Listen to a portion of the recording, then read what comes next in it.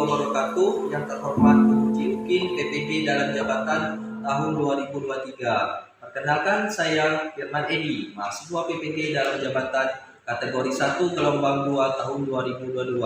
Program Studi Pendidikan Sejarah, Universitas Negeri Jakarta. Nomor induk mahasiswa 2010220144.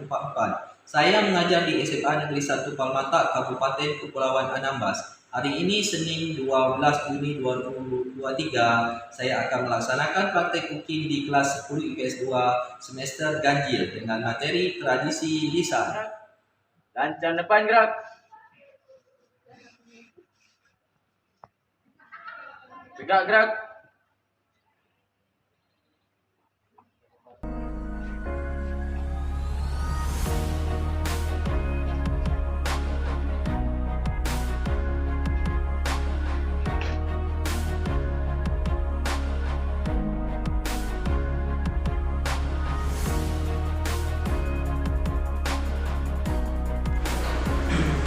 Sebelum memulai pelajaran hari ini, tolong ketua kelas untuk mempersiapkan kelasnya dan berdoa sebelum kita belajar. Kepada ketua kelas, silakan. Bersiap. Berdoa mulai.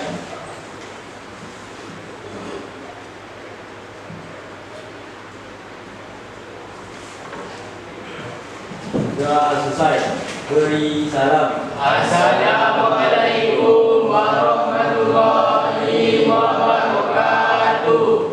Waalaikumsalam warahmatullahi wabarakatuh. Apa kabar semuanya? Baik. Oke. Jadi sebelum kita melanjutkan pembelajaran kita kemarin, kita akan mengabsensi satu persatu ya. Awi, Baik. Dewi, Eka Mandayani, Fajar, Heru, Ipan Suradi, Muhammad Al-Aziz, Nikita, Nurul, Septiati Gunawan, Fatur Rahman. Oke. Semua hadir hari ini. Kemudian jadi untuk materi hari ini kita akan membahas sesuai janji saya kemarin, dan saya sudah meninggalkan tugas kemarin untuk mencari folklore atau tradisi lisan buat dalam bentuk PowerPoint, dan kelompoknya sudah dibagikan. Tapi nanti kalian untuk mempresentasikan hari ini. Tapi sebelum itu saya akan memaparkan dulu tentang apa itu tradisi lisan dan jenis-jenis folklore ya. Oke. Sebelum kita melanjut kepada materi, saya akan menjelaskan dulu tentang KD. Jadi tradisi lisan ini berada pada KD 3.6, yaitu tentang sumber sejarah ya. Di sumber sejarah itu ada namanya tradisi lisan. Jadi sub materinya adalah tentang tradisi lisan. Kemudian kekurangan keterampilannya adalah kalian menyajikan hasil evaluasi kelebihan dan kekurangan bagi bentuk jenis sumber sejarah, yaitu tradisi lisan dalam bentuk PPT ya, sesuai dengan kelompok yang sedang saya tunjukkan kemarin. Kemudian ini IPK yang akan dicapai yaitu adalah satu, menjelaskan pengertian tradisi lisan, menjelaskan fungsi tradisi lisan, menjelaskan pengertian folklore, menjelaskan ciri-ciri folklore, menjelaskan jenis-jenis folklore, mengevaluasi hasil tradisi lisan berkembang di masyarakat setempat. Sudah kalian cari? Sudah buat tugasnya? Ya. Bagus. Untuk tujuan pembelajaran kita bisa lihat di sini ada 9 tujuan pembelajarannya, yaitu menjelaskan tradisi lisan sampai mempresentasikan tradisi lisan yang berkembang di masyarakat setempat di depan kelas. Ya. Ini sangat penting sekali tentang tradisi lisan setempat. Biar kalian tahu bahwa di daerah kita pun ada yang namanya sebuah tradisi lisan. Ya. Kemudian selanjutnya adalah tradisi lisan. Nah, mungkin kalian bertanya, apa sih sebenarnya tradisi lisan? Nah, jadi menurut Kunto Wijoyo bahwa tradisi lisan merupakan salah satu sumber sejarah. Alasannya adalah dalam tradisi lisan terekam masa lampau manusia yang belum mengenal tulisan terkait dengan keabsahan, adat istiadat, kepercayaan, nilai-nilai atau pengalaman sehari-hari mereka. Jadi tradisi lisan ini adalah suatu kebudayaan masyarakat di mana masyarakat belum mengenal yang namanya tulisan. Oke. Kemudian kita lanjut lagi ya. Nah, kalau kita lihat dari tradisi lisan dijadikan sumber sejarah karena rekam pada masa lampau manusia yang belum mengenal tulisan. Kedua, ada tradisi lisan terangkum dalam folklore. Nah, folklore ini apa? Folklore itu folklore merupakan gabungan dari dua kata folk dan lore dari bahasa Inggris ya. Ya, folk artinya adalah sekelompok orang yang memiliki ciri khas tertentu seperti kebudayaan fisik yang membedakan dengan kelompok lainnya. Kemudian lore adalah kebudayaan yang diwariskan secara turun-temurun secara lisan maupun isyarat. Nah, jadi kalau kita lihat dari pengertian ini adalah memiliki ciri-ciri tertentu seperti kebudayaan. Jadi setiap orang memiliki suku, memiliki budayanya sendiri, ya, kebudayaannya sendiri. Dia memiliki ciri khas. Orang Batak memiliki kebudayaan Batak, beda dengan orang Melayu, budayanya beda, gitu ya. Kedua adalah diwariskan secara turun-temurun, ya, secara lisan ataupun isyarat, ya, secara lisan atau isyarat. Jadi dia tidak pernah dituliskan folklore ini, ya, atau tradisi lisan ini. Dia hanya dicakapkan, ya, atau dibicarakan saja secara turun-temurun. Selanjutnya adalah tentang apa sih kesimpulan dari folklore. Jadi dapat disimpulkan bahwa pengertian folklore adalah suatu kepercayaan sosial kolektif yang diwariskan secara turun-temurun dari generasi ke generasi, baik itu dalam bentuk lisan maupun dalam bentuk isyarat. Nah, jadi itu ya. Jadi dia tidak pernah dikatakan dalam bentuk tulisan, pasti dalam bentuk isyarat ataupun lisan. Karena kita pernah mengalami namanya sebelum kita kenal masa sejarah, kita mengalami masanya prasejarah, di mana Indonesia belum memiliki tulisan. Tetapi mereka sudah memiliki kebudayaan, sudah memiliki sejarah mereka, gitu ya. Karena sudah ada manusia di situ, sudah ada kehidupan. Jadi selanjutnya adalah para ahli sejarah maupun antropolog seperti Robert Holloway mengatakan bahwa tradisi lisan bersumber dari komunitas atau masyarakat yang dikategorikan primitif. Nah, ini adalah dari komunitas, ya. Komunitas itu artinya adalah suatu kelompok, ya, yang primitif, ya. Primitif ini dalam tanda kutipnya adalah belum mengenal tulisan. Kedua adalah Jan Pensina, sejarah dan antropolog Belgia, menyatakan tradisi lisan sebagai sumber sejarah yang mampu menghadirkan fakta yang dapat dipertanggungjawabkan, ya. Jadi tradisi lisan ini adalah kegiatan masyarakat sebenarnya, ya, cerita masyarakat, ya, yang ada di kehidupan masyarakat. Jadi bisa dipertanggungjawabkan. Oke. Selanjutnya adalah ciri-ciri folklore. Nah, ciri-ciri folklore ini ada berapa macam. Pertama adalah bersifat tradisional. Kemudian anonim, tidak diketahui pengarangnya. Jadi dia tidak tahu kalau buku ini, buku yang kita baca pelajari ini, kita tahu siapa penulisnya, pengarangnya, penerbitnya. Tetapi dalam folklore itu tidak kenal siapa pengarangnya. Dia berturun, dia ada sesuai dengan keturunannya, gitu ya. Kemudian adalah pralogis, terdapat unsur mistis. Biasa dia bercampur dengan unsur mistis, mitos, dongeng dan lain-lain. Dalam versi yang berbeda-beda, ya. Kemudian menggunakan kata-kata klise, ya. Kemudian bermanfaat dalam kehidupan masyarakat. Kemudian memiliki milik bersama masyarakat tertentu. Oke. Selanjutnya adalah jenis-jenis folklore. Nah, pertama mitos. Apa yang dimaksud dengan mitos? Silakan Pak Turaman, bisa. Oke.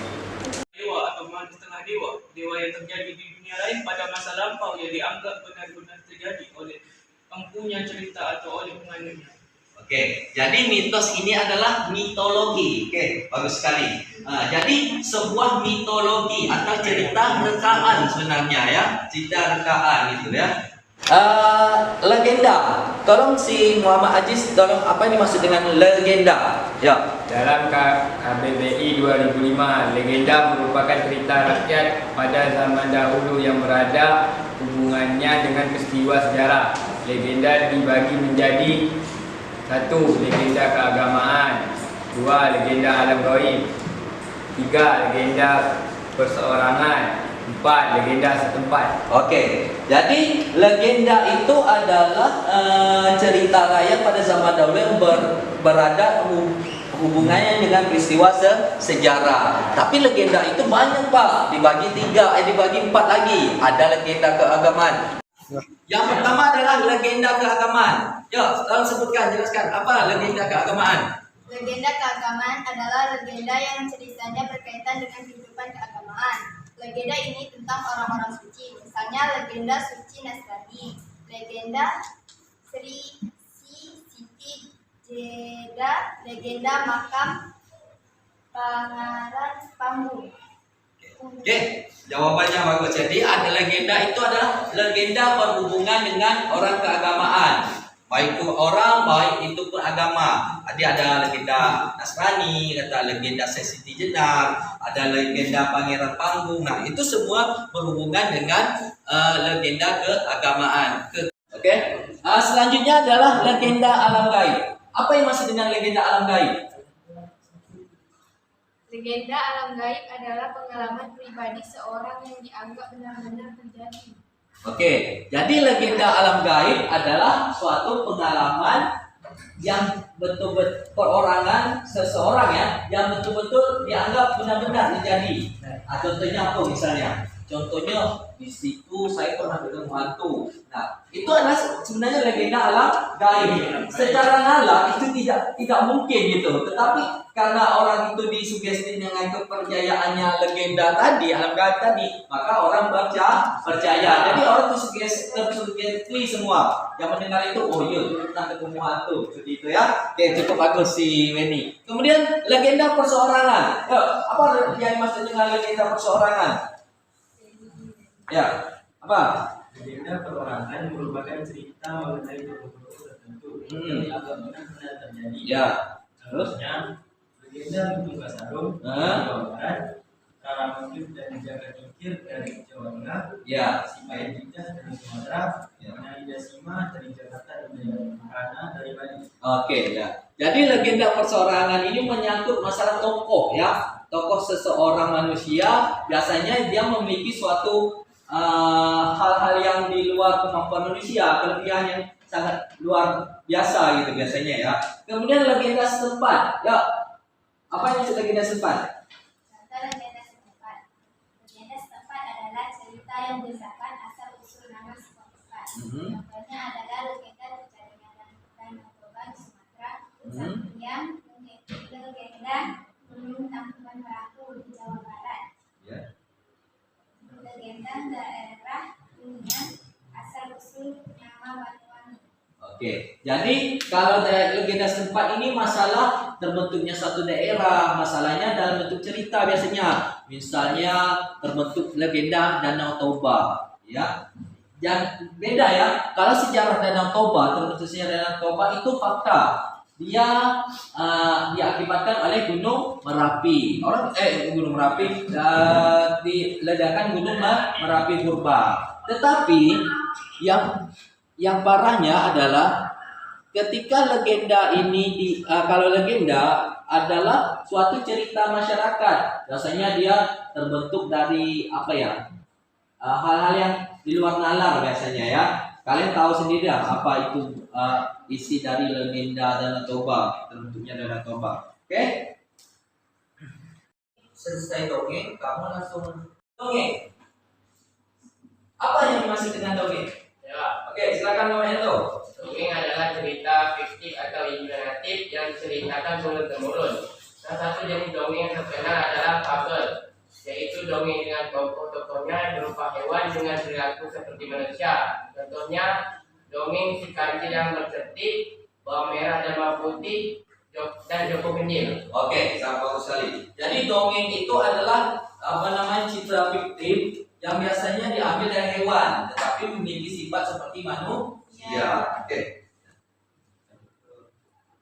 Yang selanjutnya adalah nyanyian rakyat. Apa yang masuk dengan nyanyian rakyat?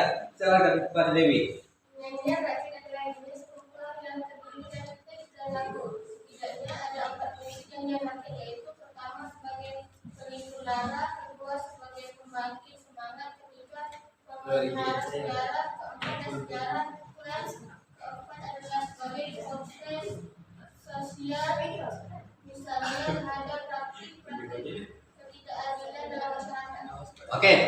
Jadi nyanyian rakyat ini sebenarnya nyanyian daerah, tapi isinya macam-macam sesuai dengan kondisi sosial dan masyarakat tersebut. Oke, selanjutnya adalah upacara. Oke, apa yang dimaksud dengan upacara menurut Lisda? Oke. Menurut Koen Caraningrat, upacara adalah aktivitas atau rangkaian tindakan yang ditata oleh adat atau hukum yang berlaku dalam masyarakat yang berhubungan dengan berbagai macam peristiwa tetap yang biasanya menjadi dalam masyarakat yang bersangkutan. Oke, ya bagus sekali untuk Lisda. Jadi menurut Caraningrat, upacara adalah aktivitas atau rangkaian tindakan yang ditata oleh adat atau hukum yang berlaku dalam masyarakat. Jadi banyak sih upacara itu, ya banyak sekali upacara. Bisa upacara apa ya, agama, bisa upacara untuk hari-hari raya, untuk memperingati apa gitu. Banyak dalam setiap daerah itu ada upacaranya ya. Oke. Selanjutnya adalah contoh-contoh dari tradisi lisan di Indonesia. Nah, Oke, selanjutnya kalian sudah duduk di kelompoknya siapa? Oke, aku. Kelompok 1 sudah duduk dengan temannya? Kelompok 2? Oke, kelompok 3? Oke, kelompok 4 siap? Oke, setelah ini saya bagikan lembar LKPD ya. Tolong kalian isi lembar LKPD ini, carilah isinya di di Google ya. Oke. Saya bagikan satu. Langsung ya kerjakan.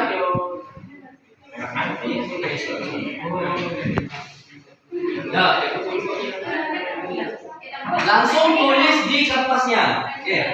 Satu orang menulis, 3 orang untuk mencari pertanyaan tersebut. Oke.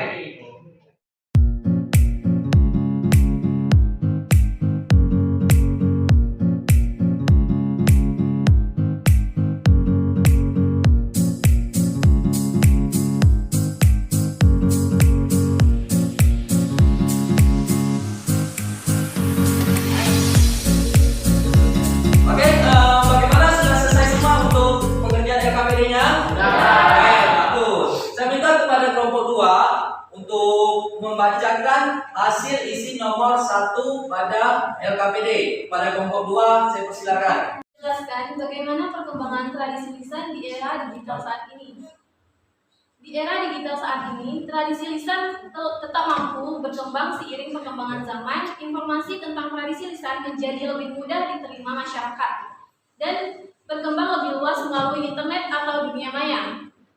Hal tersebut memunculkan era baru, hadirnya tradisi lisan internet. Tradisi lisan yang semula berkembang dan dikenal masyarakat lokal dan terbatas penyebarannya menjadi aktivitas yang dikenal kalangan luas di luar masyarakat. Tradisi lisan internet dapat dimunculkan melalui YouTube, Twitter, Instagram, Line, Facebook, dan sebagainya. Hal tersebut sejalan dengan perjalanan Blank 2018 bahwa kebebasan pengguna internet dalam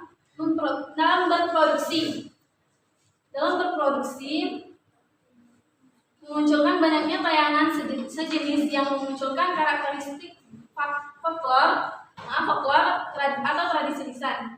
Dalam kalangan tersebut dan dikenal Twitter, YouTube, Facebook, masing-masing didapat karakteristik khas folklore tradisi lisan yang menekankan saling memberi tanggapan maupun komentar terhadap sebuah teks atau cerita yang berkembang di masyarakat. Oke, bagus sekali. Tepuk tangan untuk nomor 2. Jadi tradisi lisan itu biarpun dia mau era globalisasi maupun era digital, dia tetap lebih baik berkembang ya. Dia berkembang lebih baik. Kenapa? Dia masuk ke dunia maya, ada Facebook, ada Twitter, YouTube dan lain-lain. Sehingga tradisi lisan itu berkembang, adat orang lain pun bisa melihat, tanpa satu suku pun mereka bisa melihat. Bahkan orang dari luar negeri pun bisa melihat tradisi lisan yang berkembang di daerah kita. Oke, cukup bagus sekali untuk kelompok 2. Oke, sip. Saya untuk mempresentasikan tugas yang saya berikan kemarin, yaitu mencari sumber tradisi lisan ataupun tradisi lisan yang berada di Kepulauan Anambas dalam bentuk PPT. Sudah selesai semuanya tugasnya? Oke, bagus sekali. Kalau sudah, kita langsung panggil kelompok 1. Kepada Riham, dipersilakan untuk bacakan hasil presentasikan hasil tugasnya kemarin. Pada kelompok 1 dipersilakan. Assalamualaikum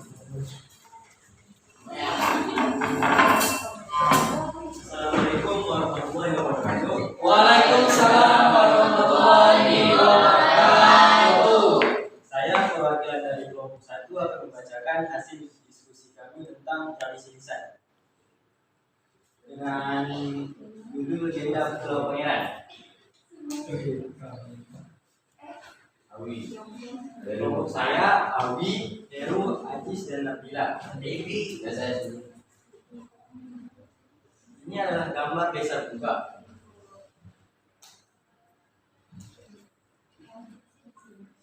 Legenda Pulau Pangeran. Desa Bliba, Anambas, Pulau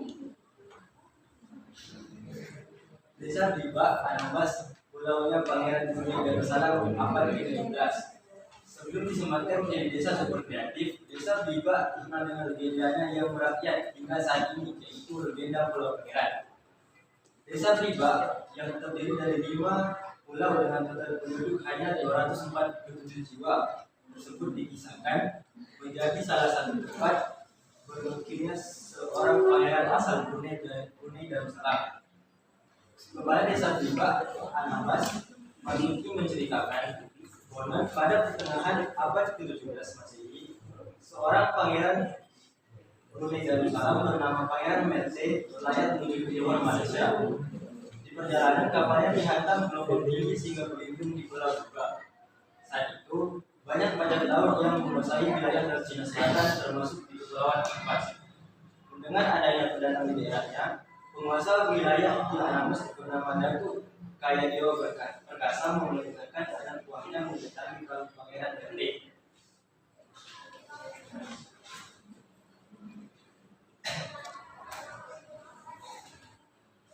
Pangeran Merte dan rombongannya akhirnya dibawa anak buah Datuk Kaya Dewa Perkasa ke Gunung Kute untuk menghadapnya. Mereka ditanyai perihal maksud kapal mereka bersandar di bibir pantai Pulau Buka. Saat diinterogasi, Datuk Kaya Dewa Perkasa tertarik dengan sosok Pangeran Merte yang berbeda dan berwibawa. Pangeran Merte mengungkapkan bahwa dia adalah pangeran dari Brunei Darussalam dan menjelaskan tentang maksudnya berlayar untuk mengunjungi keluarganya di Malaysia. Datuk Kaya Dewa Perkasa akhirnya membiarkan seluruh penumpang kapal tersebut untuk kembali ke Bliba, terkecuali Pangeran Merte. Datuk Kaya Dewa Perkasa menahan Pangeran Merte di Gunung Kute. Dia juga mengizinkan pangeran untuk memandu pengikutnya 1000 kali selama pengasingan di Pulau Buka. Karena sudah lama tinggal di Gunung Kute, akhirnya Pangeran Merte menikah dengan Putri Batu Sela, anak dari Datuk Kaya Dewa Perkasa. Setelah pesta pernikahan, seluruh pemuda masyarakat termasuk dari Karaipa kala itu diundang untuk kembali oleh Datuk Kaya Dewa Perkasa, ucapnya.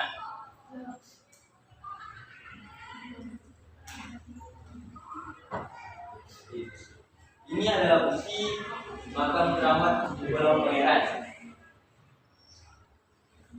Terima kasih. Sekian penjelasan diskusi dari kelompok 1. Assalamualaikum warahmatullahi wabarakatuh. Waalaikumsalam warahmatullahi wabarakatuh. Oke, tepuk tangan untuk kelompok 1. Ya. Oke, jadi kelompok 1 ini mengambil materi atau tugas tradisi lisan ini dengan judulnya adalah Desa Pangeran Pulau Pangeran. Sekarang kita kenal dengan istilah Desa Bliba. Nah, berarti ini berhubungan dengan legenda apa tadi? Legenda setempat karena asal usul dari Pulau Pangeran atau Desa Bliba. Oke, jadi itu ada di Anambas ya. Oke, selanjutnya adalah kelompok 3. Dipersilakan kelompok 3 untuk mempresentasikan hasil diskusi kelompoknya ya.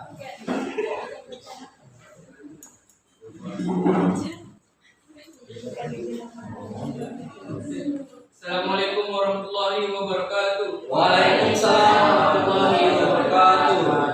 Perkenalkan, saya Fatur Rahman dari kelompok 3. Saya ingin mempresentasikan hasil diskusi kami. Legenda Batu Tebang Musuh, asal usul desa Tebang. Kelompok kami terdiri dari Eka, Ipan, dan saya, Nurul, Sejun, dan Solikin. Ini gambaran dari Desa Tebang.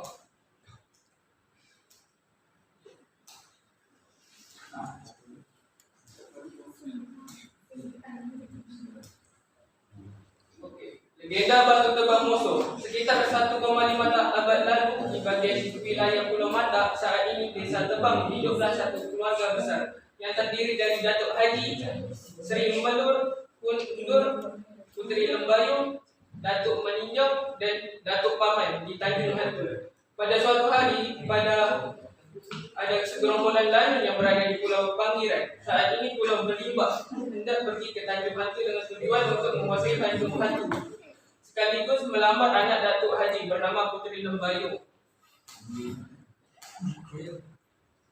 Legenda Batu Tebang Moso. Sekelompok lanun tersebut langsung datang ke Tanjung Hantu menggunakan jelu atau sekoci. Saat perjalanan menuju ke Tanjung Hantu, dari ketinggian Datuk Meninjau melihat jelu lanun menuju ke Tanjung Hantu. Datuk Meninjau kemudian memberitahukan kepada Datuk Haji mengenai kedatangan lanun tersebut.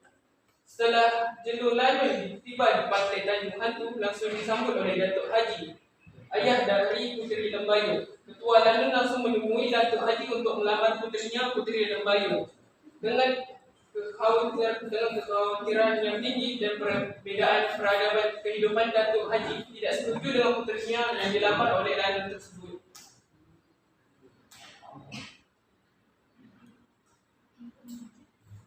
Legenda Batu Tebang Moso. Ketua lanun sangat berharap kepada Datuk Haji agar lamarannya diterima, sampai-sampai dia akan memberikan pulau panggilan, yaitu Belibak, sebagai mas kawinnya. Namun Datuk Haji dan istrinya Sri Melur tetap saja tidak menerimanya.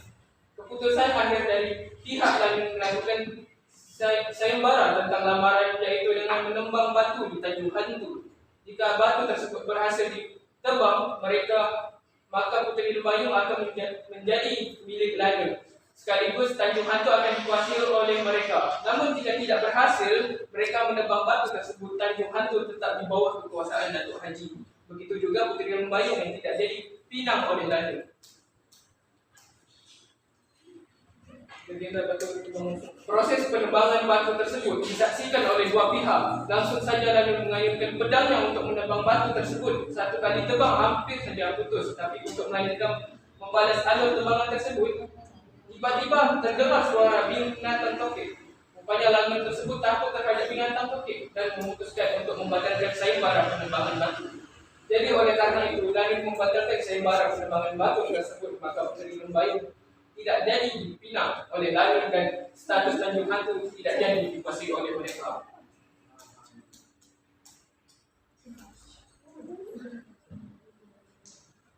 Oke, itu aja diskusi dari kelompok kami. Mohon maaf bila ada salah kata. Wassalamualaikum warahmatullahi wabarakatuh. Waalaikumsalam warahmatullahi wabarakatuh.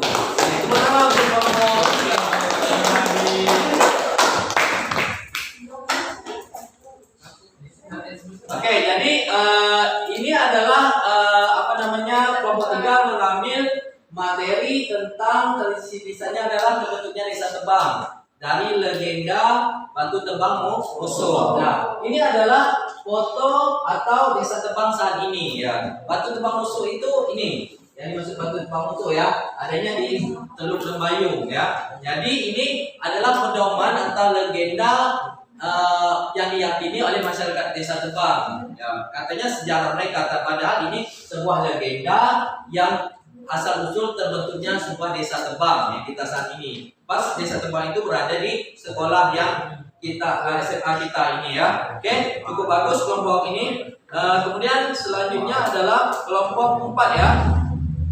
Kelompok 4.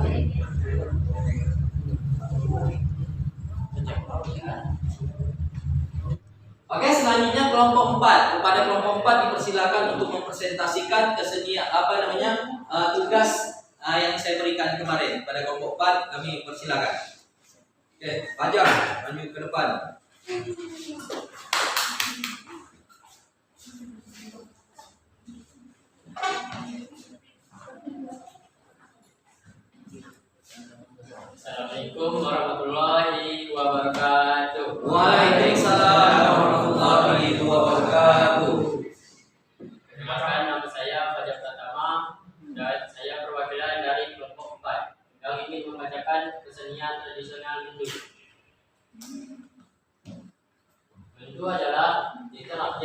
berkembang di masyarakat Riau dan Kalimantan Barat. Itu diawali dengan nyanyian dan tarian yang diiringi tabuhan alat musik serta pengenalan pameran teater. Cerita utama dalam teater diperoleh dari rakyat ini. Dari hikayat Dewa Mendu dan dipentaskan secara berbabak. Penyamaan cerita menggunakan bahasa Melayu, Mendu, dan Pesisir. Pusat kegiatan Mendu yaitu di Umuran dan meluas ke Natuna, Anambas, Sungai Buloh, Pulau Tiga, Bidai, dan Ciantai. Mendu banyak dipentaskan pada tahun 1876 hingga tahun 1942 Masehi. Pementasannya kemudian dihentikan pada masa penjajahan Jepang dan kembali berkembang pada tahun 1980 pada masa pemerintah Indonesia. Aturan dalam gerakan yang dilakukan oleh para pemain tidak memiliki aturan tertentu dan para pemain hanya perlu mengikuti alur cerita dan memperhatikan pesan yang ingin disampaikan kepada penonton. Mendu dilakukan secara berbabak dan ceritanya disesuaikan dengan keinginan para penonton. Para pangeran Mendu harus memainkan peran yang sama secara terus-menerus. Masa perkembangan. Awalnya teater Badung dirintis oleh Nek Teater. Teater ini kemudian dikembangkan oleh muridnya bernama Ali Kapur. Muridnya ini kemudian membentuk kelompok teater Mendu di desa Maniki, Alikian, Kabupaten Mempawah. Kelompok ini terdiri dari 3 orang yaitu Ali Kapur, Ahmad Anta, dan Ahmad. Mereka kemudian mulai mengajarkan Mendu kepada masyarakat di desa lain pada tahun 1837. Teater Mendu kemudian mulai dipentaskan di Sungai Jaga. Awalnya hanya dilakukan di kalangan masyarakat biasa, tetapi kemudian mulai menjaga bagian dari acara hiburan kerajaan Mempawah.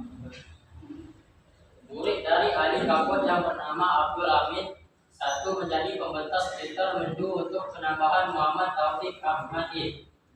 Satu diminta mementaskan Mendu di Istana Aman Kubila dalam rangka memperingati hari ulang tahun penambahan Muhammad Taufik Ahmadi dan acara hitanan kedua putranya yaitu Pangeran Jimmy Muhammad Ibrahim dan Pangeran Faisal Taufik. Masa kemunduran tidak lagi dipentaskan sejak tahun 1943 pada masa penjajahan Jepang. Kemunduran ini diawali oleh larangan bersertifikat dan berkumpul yang ditetapkan oleh pemerintah penjajahan Jepang. Setelah Indonesia merdeka, Mendu tidak lagi dikenal oleh masyarakat sehingga tahun 1980. Masa kebangkitan pada tanggal 5 November 1978 diadakan diskusi tentang Mendu oleh tim dari Direktorat Seni Teater, Film dan Sastra, Direktorat Pembinaan Kesenian Jakarta, Tim Bidang Kesenian Kantor Wilayah Departemen Pendidikan Kebudayaan Kalimantan Barat, Tim Petugas Kebudayaan Kabupaten Pontianak, dan Panadua Kesenian Manggul. Tapi diskusinya mengenai cara mempopulerkan kembali kesenian Mendu pada tahun 1980.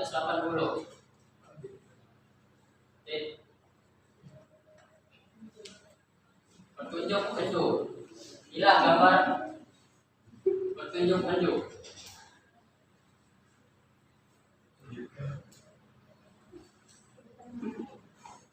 Oke, terima kasih. Saya perkenalan dari kelompok 4. Wassalamualaikum warahmatullahi wabarakatuh. Waalaikumsalam warahmatullahi wabarakatuh. Dan pertama untuk kelompok 4. Oke. Nah, dulu silakan ke kelompok 4. Oke, jadi kesimpulannya adalah tadi ada teater Mendu ya. Mendu itu sebuah teater tapi kisahnya tergantung dari masyarakat tempat juga, bahwa dari Mempawah sana sampai berkembang di daerah kita, dan daerah kita pun sangat mendukung tradisi Mendu tersebut. Sudah pernah melihat orang acara Mendu di sini? sebagian sudah, ada sebagian tidak. Oke, nanti kalian bisa lihat dalam kesenian daerah di Kepulauan Anambas. Oke, jadi kesimpulan dari materi hari ini adalah tentang tradisi lisan. Ini adalah berhubungan erat dengan tradisi lisan di daerah Kepulauan Anambas. Jadi tujuannya memperkenalkan tradisi lisan kepada kalian agar kalian tahu dan mengembangkan, memperkenalkan kepada orang lain, ya, bahwa kalian pun memiliki sejarah tradisi lisan yang ada khusus di daerah kalian masing-masing. Oke, untuk hari ini saya sangat bagus sekali hasil diskusinya, tugasnya, dan mengikuti pelajaran dengan baik. Mungkin untuk hari ini sampai di sini dulu. Saya minta kepada ketua kelas untuk menyiapkan berdoa sebelum kita pulang hari ini. Oke, kepada ketua kelas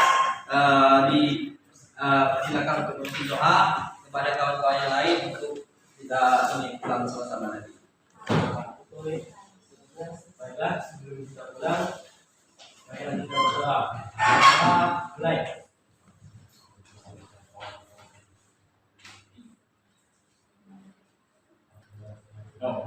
Doa selesai. Beri salam. Assalamualaikum